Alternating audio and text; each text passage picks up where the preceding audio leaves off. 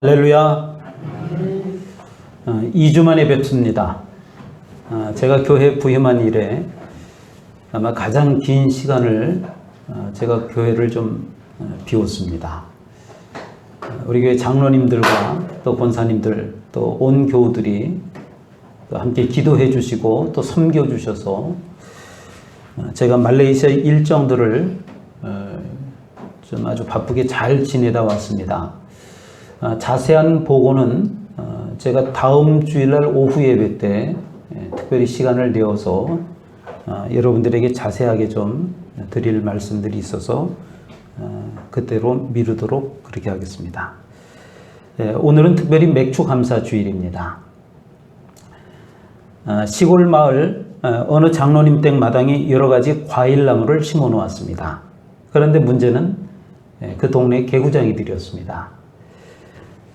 가을철만 되면 채 익지도 않은 사과며 감 이런 것들을 몰래 따먹으러 아이들이 몰려온다는 겁니다. 그러니까 요즘으로 말하면 서리 같은 그런 경우입니다.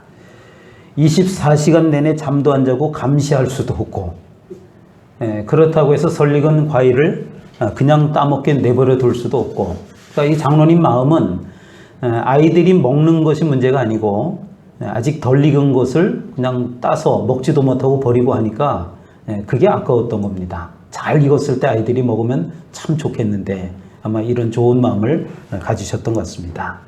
어쨌든 여간 골칫거리가 아닙니다. 그래서 장로님께서 곰곰이 생각을 하다가 그 동네 아이들의 양심에 직접 호소하기로 그렇게 마음을 먹었습니다. 그래서 과일나무 앞에 팻말을 만들어서 꽂아 놓았는데 팻말 내용은 이랬습니다. 하나님께서 모든 것을 다 지켜보고 계신다, 이렇게 써놨습니다. 밤이 지나고 이튿날 아침이 되었습니다. 이제 별일 없겠지 하고 그 장로님이 과일 나무 있는 곳을 나가보았습니다. 그랬더니 과일은 여전히 없어졌고 그뿐만 아니라 그 장로님이 세워놓은 그 팻말 옆에다가 또 다른 팻말이 하나 서 있더랍니다. 그러나 하나님은 비밀도 꼭 지켜주십니다, 이렇게 써놨다는 거예요. 하나님은 전지전능하신 분이기 때문에 우리가 하는 모든 일들을 다 알고 계십니다. 우리가 아무리 은밀한 곳에 숨어서 어떤 일을 해도 하나님의 눈은 결코 속일 수가 없는 것입니다. 시편 139편 말씀에서는 이렇게 노래를 하고 있습니다. 주님께서 나를 샅샅이 살펴보셨으니 나를 환히 알고 계십니다. 내가 앉아 있거나 서 있거나 주님께서는 다 아십니다. 멀리서도 내 생각을 다 아십니다. 내가 길을 가거나 누워 있거나 주님께서는 다 살피고 계시니 내 모든 행실을 다 알고 계십니다. 시편 139편의 말씀입니다. 사람은 어떤 누구도 하나님의 눈을 속일 수 없습니다. 2023년 상반기를 마치고 이번 주부터 하반기를 시작하게 됩니다. 지난 6개월을 돌이켜보면 하나님과 사람들 앞에 잘못한 것이 우리가 한두 가지가 아닙니다. 이웃을 미워한 적이 있었고 또 남의 흉을 본 적도 참 많았습니다. 사람들에게 손해와 상처를 끼친 적도 많았을 것입니다. 또 어떤 때는 한마디 말도 하지 않았지만, 우리가 말은 하지 않지만 그러나 내 마음속에 미움과 그리고 오해로 가득 차 있는 적도 우리가 참 많았을 것입니다. 아무리 속이려고 해도 하나님의 눈은 속일 수 없는 것입니다. 하나님은 지난 6개월 동안에 우리의 모든 허물과 실수와 죄악을 다 아십니다. 그런데 여러분, 참으로 감사하게도, 정말 감사하게도 하나님께서는 우리의 모든 허물과 실수와 죄악에 대해서 비밀도 지켜주신다라고 하는 겁니다. 우리의 모든 죄악을 다 드러내신다라고 하면 아무도 하나님과 사람 앞에서 고개를 들 수가 없을 것입니다. 하나님은 우리의 모든 것을 다 아시지만 그러나 비밀도 지켜주시는 하나님이신 줄로 믿으시길 바랍니다. 오늘 우리는 허물 많은 우리를 이 모습 이대로 받아주신 하나님께 감사를 드려야 하는 것입니다. 우리가 저지른 온갖 죄악과 실수를 머리털 세듯이 다 아시지만 하나님은 그저 아무 일 없었다는 듯이 눈 감아주시는 그 하나님이신데 그 하나님께 감사할 수 있는 저와 여러분들이 될 수 있기를 바랍니다. 오늘은 맥주감사주일입니다. 이 맥주절은 구약 성경에 보니까 77절 또는 오순절이라고 표현하기도 합니다. 특별히 맥주절은 6월절, 지금으로 이야기하면 부활절을 이야기합니다. 또 초막절, 지금으로 이야기하면 추수감사절을 이야기합니다. 3대 절기, 이스라엘의 3대 절기였습니다. 부활절, 맥주감사절, 추수감사절입니다. 이스라엘 백성들이 계절적으로 보면 딱 요맘때에 해당합니다. 지금 요 7월 첫 주간 요맘때쯤 해당합니다. 요때쯤이 언제냐면은 보리 농사를 짓고 추수를 마치고 나서 하나님 앞에 감사의 제물을 드리는 시기가 바로 요맘때라고 하는 것입니다. 그러니까 첫 번째 수확으로 이모작을 하게 되는데 첫 번째 수확으로 보리를 추수하는 것입니다. 그리고 이 모든 것이 하나님의 은혜와 축복으로 이루어졌다라고 믿고 그 하나님 앞에 감사하는 것입니다. 그래서 그동안 분주했던 일손을 잠시 멈추고 하나님을 향한 감사, 그리고 신앙을 새롭게 회복하는 그런 축제의 절기가 바로 그 당시 맥주감사절이라고 하는 절기였습니다. 오늘 맥주감사주의를 맞는 우리도 잠시 일손을 멈추고 또 하던 것들을 좀 내려놓으시고 우리가 그동안 정신없이 살아온 지난 반년을 되돌아볼 수 있기를 주님의 이름으로 축원을 드립니다. 우리가 잘했다면 그건 하나님의 은혜입니다. 우리가 잘못했어도 그것도 하나님의 은혜입니다.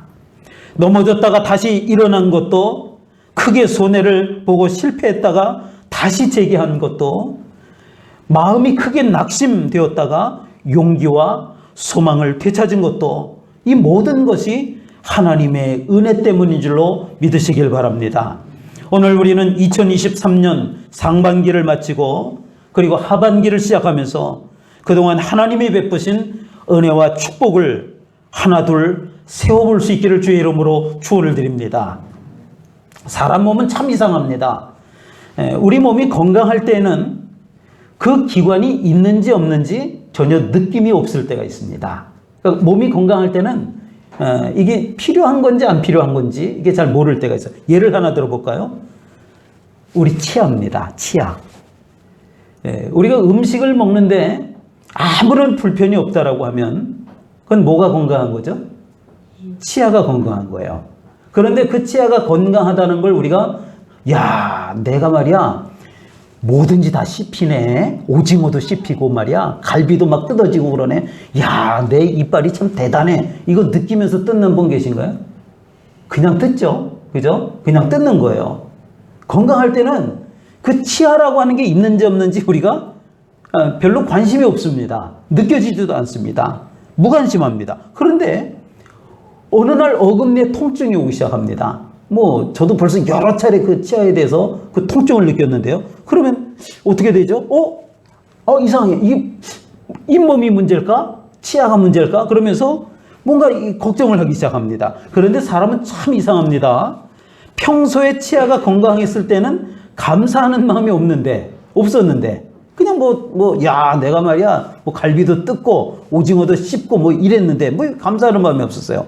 근데 심하게 앓거나, 또 고생을 하거나, 치아로 인해서 문제가 생기면, 그래서 이빨을 뽑게 되면, 치아를 뽑게 되면, 그 치아의 소중함이 얼마나 귀한 것인지를 그때 가서 깨닫습니다. 저도 2번이나 벌써 깨달았어요. 아니, 2번이 뭐예요? 위쪽에 건 것도 있고 하니까 몇 번 깨달았어요, 저도. 음식을 먹을 때 아무 이상이 없을 때는 깨닫지 못했는데, 이게 아프고 나니까 또 결국 치아를 뽑아야 되니까 이게 소중하다는 걸 제가 느꼈다라고 하는 겁니다. 그제서야 어금니 하나라도 온전하게 남아있는 것에 야, 이게 치아가 이렇게 있는 게 감사한 일이구나, 이런 마음을 갖습니다. 우리가 살아가는 세상 이치가 그렇습니다. 정말 감사해야 될 사람들은 감사하지 않는 경우가 참 많습니다. 돈도 많고 명예도 있고 또 가정도 원만한 사람들이 어쩌면 감사하지 못하는 사람입니다. 오히려 불평, 불만에 휩싸여 사는 경우가 얼마나 많은지 모릅니다.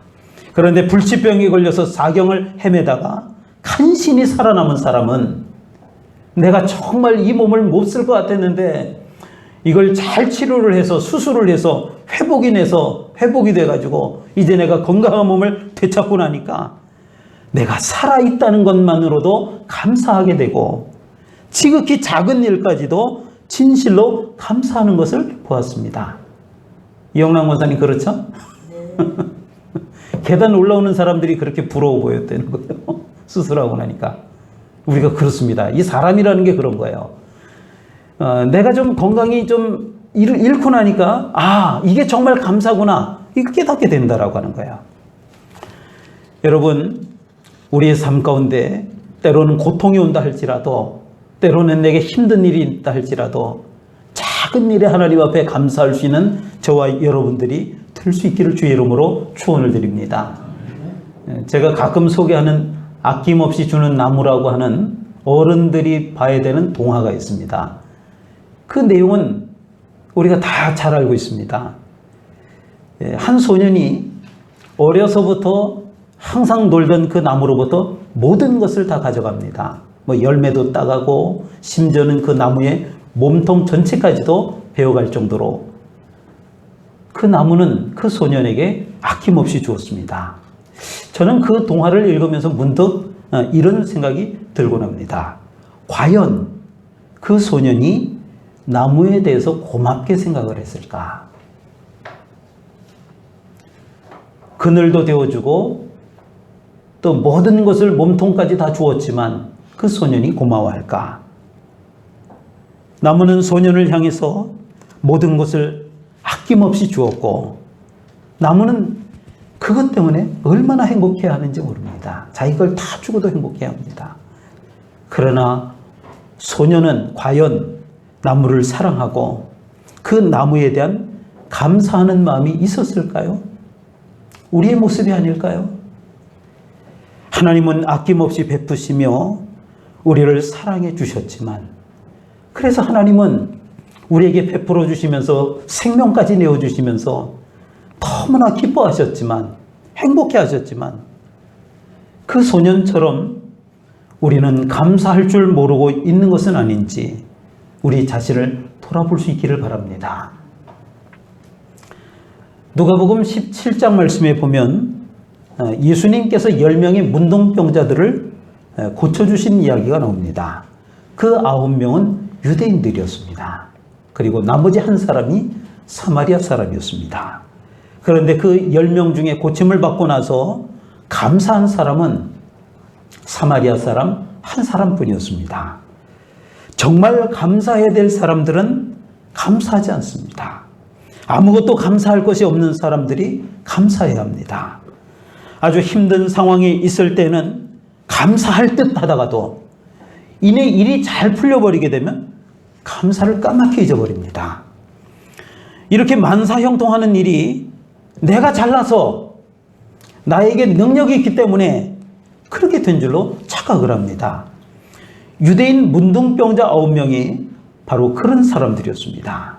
지금 병이 나았다라고 하는 그 사실에만 도취되어 있을 뿐, 그 병을 낫게 해주신 분이 주님이라고 하는 그 사실을 그들은 순간적으로 잊어버리고 만 것입니다.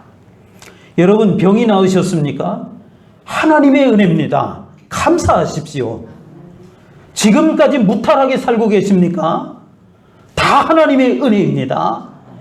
감사하십시오. 정말 감사드려야 될 그 대상은 하나님이십니다.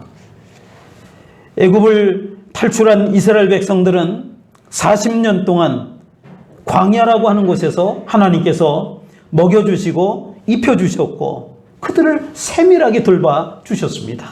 그런데 그들은 틈만 나면 하나님과 모세를 향해서 원망과 불평을 쏟아놓습니다.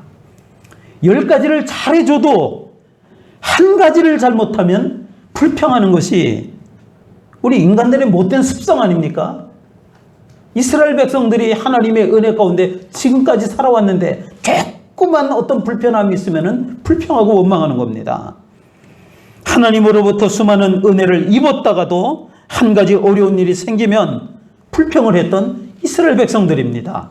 민수기라고 하는 성경은 그래서 별명이 하나 붙어 있는데요. 들어보셨나요? 불평기라 그래요. 불평기. 민수기가 아니고 불평기래요. 이스라엘 백성들이 민수기라고 하는 그 성경 안에 보면 조금만 어려움이 생겨도 끊임없이 불평을 하고 있거든요. 그래서 불평기라고 이야기를 합니다. 여러분 복을 세워보시길 바랍니다. 오늘은 맥주 감사주일입니다. 맥주 감사절을 맞아서 하나님께 감사할 이유를 한번 생각해 보시길 바랍니다. 그동안 하나님께로부터 받은 복을 다시 한번 세워볼 수 있기를 주의 이름으로 축원을 드립니다. 행복한 가정, 건강, 직장, 친구, 교회, 우리가 받은 복은 한두 가지가 아닙니다. 헤아려 보면 셀 수 없을 정도로 많습니다. 그 받은 복을 세워보면 하나님 앞에 감사할 수 없는 줄로 깨달으시길 바랍니다. 하나님께서 여러분들에게 베풀어 주신 복을 세워볼 수 있길 바랍니다. 그러면 하나님께서 여러분을 얼마나 깊이 사랑하고 계신가를 깨닫게 될 줄로 믿습니다. 우리 지난해였던가요? 감사의 제목 10가지를 한번 써보십시오. 아마 원래 속회 때 그렇게 말씀을 드렸던 적이 있습니다. 써보셨잖아요. 처음에는 이 한 가지, 두 가지까지는 쓰겠는데 세 번째, 네 번째, 다섯 번째 쓰기가 왜 이렇게 힘든지 모릅니다. 그런데 여러분, 우리가 그 감사거리를 세워보면, 억지로라도 그 감사거리를 헤아려 보면, 그래서 자꾸 찾으려고 노력을 해보면 이 감사거리가 10가지가 넘어가기 시작하면은요, 20가지가 되고 100가지가 되고 1000가지가 되는 것입니다. 그래서 이 복은요, 자꾸 세워봐야 합니다. 감사거리는 자꾸 헤아려 봐야 합니다. 그럴 때 감사가 더욱더 풍성하게 넘치게 될 줄로 믿습니다. 저절로 여러분은 하나님과 이웃에게 감사하는 마음을 가지게 될 줄로 믿습니다. 오늘 본문의 말씀은 하나님께서 예레미야 선지자를 통해 주신 이스라엘의 회복과 희망에 관한 말씀의 내용입니다. 그런데 이 시기는 사실 예레미야 선지자라고 하면은요, 남쪽 왕국 유다가 망하기 직전에 있었던 선지자입니다. 그리고 남쪽 왕국 유다가 망하는 것을 본 선지자가 예레미야 선지자입니다. 바로 그런 시대에 선지자로서의 사역을 감당하는데 그에게는 극심한 고난이 있었습니다. 하나님의 말씀을 받아서 예레미야가 예언을 하게 되었습니다. 이스라엘이 범죄하고 하나님을 멀리 떠나 있기 때문에 결국 바벨론이라고 하는 나라에게 멸망을 당할 것이라 하나님께서 그 예언을 하라는 거예요. 지금 잘 살고 있는데, 지금 먹고 살만한데, 백성들은 쾌락을 누리면서 즐거워하고 있는데 하나님께서 예레미야 선지자를 통해서 이 나라가 망할 것이라 그렇게 예언하라고 그렇게 말씀하고 있다라고 하는 것입니다. 그래서 그 당시 왕이었던 시드기야라고 하는 왕이 예레미야 선지자를 미워했습니다. 결국 예레미야는 시드기야 왕에 의해서 감옥에 갇히는 신세가 되고 말았습니다. 설상가상으로 그 당시 예루살렘 성은 바벨론의 군대가 사방을 포위하고 있는 그런 상황이었습니다. 안팎으로 인간의 소망이 완전히 끊어진 상태에서 하나님께서 예레미야 선지자에게 회복과 희망의 약속을 주셨다라고 하는 것입니다. 하늘과 땅을 지으신 능치 못함이 없는 하나님께서 유다 백성들이 예루살렘 땅에서 예전과 같이 평화롭게 살도록 인도해 주신다라고 하는 그 약속의 말씀인 것입니다. 지금 유다 백성들이 예루살렘 땅을 사람도 없고 짐승도 없는 황무지일 뿐만 아니라 바벨론 군대의 손아귀에 들어간 절망의 땅이라고 탄식하고 있지만 하나님께서는 반드시 이 땅을 회복시켜 주실 것이라 그렇게 예언의 말씀을 선포하고 있는 것입니다. 그러면서 39절부터 42절의 말씀에서 이러한 축복을 약속하고 있습니다. 좀 길지만 우리 한 목소리로 같이 읽어보겠습니다. 예레미야 32장 39절부터 42절까지 말씀입니다. 한 목소리로 소리 맞춰서 읽겠습니다. 시작. 내가 그들에게 한 마음과 한 길을 주고 자기들과 자기 후손에게 복을 위하여 항상 나를 경외하게 하고 내가 그들에게 복을 주기 위하여 그들을 떠나지 아니하라 하는 영원한 언약을 그들에게 세우고 나를 경외함을 그들의 마음에 두어 나를 떠나지 아니하고 내가 기쁨으로 그들에게 복을 주되 분명히 나의 마음과 정성을 다하여 그들을 이 땅에 심으리라. 여호와께서 이와 같이 말씀하시니라. 내가 이 백성에게 이 선지자를 내린 것 같이 허락하는 모든 복을 그들에게 내리리라. 아멘. 우리가 좀 길게 읽었습니다. 이 말씀을 정리해보면 이런 내용입니다. 하나님을 떠나지 않고 한결같은 마음으로 하나님을 섬기면 우리와 우리 후손에게 큰 은총과 복을 주실 것이라고 하는 것입니다. 어떤 어려움이 생겨도 하나님을 신뢰하고 의지하면 반드시 축복해 주실 것이라, 이런 말씀인 것입니다. 오늘 이 말씀이 여러분과 여러분의 가정에 주시는 하나님의 말씀이 될 수 있기를 주님의 이름으로 축원을 드립니다. 그동안 여러분이 하나님으로부터 받은 은혜와 축복을 감사하고 더욱 하나님만 의지하기만 하면 참 좋으신 하나님께서 여러분들뿐만 아니라 여러분들의 후손까지도 넘치는 은혜와 복을 주실 줄로 믿습니다. 미국의 콜린 파월이라고 하는 흑인 국무장관 출신이 있습니다. 아마 우리나라 사람들에게도 아주 잘 알려진 미국의 정치인입니다. 흑인 콜린 파월입니다. 2년 전인가 세상을 떠났습니다. 이 콜린 파월은 뉴욕의 흑인 빈민가에서 태어나서 자란 그런 사람이었습니다. 하지만 이 사람은 언제나 긍정적이었다고 합니다.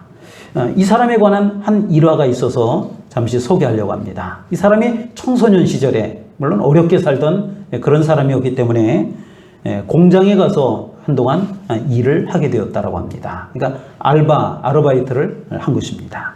그런데 그 안에 어떤 한 인부가 있는데 이 사람은 열심히 일하지 않으면서 회사에서 월급을 조금 준다고 툭 하면 불평을 한다는 겁니다. 어떤 사람이 자꾸 불평을 한다는 거예요. 그런데 또 한 사람이 있는데 그 사람은 그 사람이 불평을 하든 말든 옆에서 묵묵하게 일을 열심히 하고 있었다고 합니다. 몇 해가 지났습니다. 파월은 다시 그 공장에 가서 아르바이트를 하게 되었습니다. 두 사람이 여전히 있었습니다. 그런데 몇 년 전에 불평하던 그 사람은 여전히 뭐가 못마땅한지 계속해서 그 몇 년이 지난 후에도 불평을 하면서 일을 하고 있더랍니다. 하지만 그 당시 묵묵히 일하던 사람은 지게차 운전을 하고 있었답니다. 지게차. 한 단계 높아졌다는 거죠. 좀 고급스러운 일을 한다는 겁니다. 또 몇 해가 흘렀습니다. 우연히 일을 하기 위해서가 아니라 그 공장을 다시 방문할 기회가 있었다고 합니다. 그런데 그동안 그렇게 불평하던 그 사람은 몇 가지 이유로 해고가 되었고, 그리고 열심히 일하던 그 사람은 그 회사의 공장장으로 일하고 있는 것을 보았다고 합니다. 실제 있었던 콜린 파월의 이야기입니다. 이 파월은 거기서 큰 교훈을 얻었습니다. 어느 곳에서든지 환경을 탓하지 않고 늘 감사하는 마음으로 최선을 다해야 되겠다. 그 공장의 그 사건을 보면서, 그 두 사람의 그 상황을 보면서 내가 어떤 상황이라도 열심히 살아야 되겠다, 이렇게 결심을 했다라고 하는 일화를 보았습니다.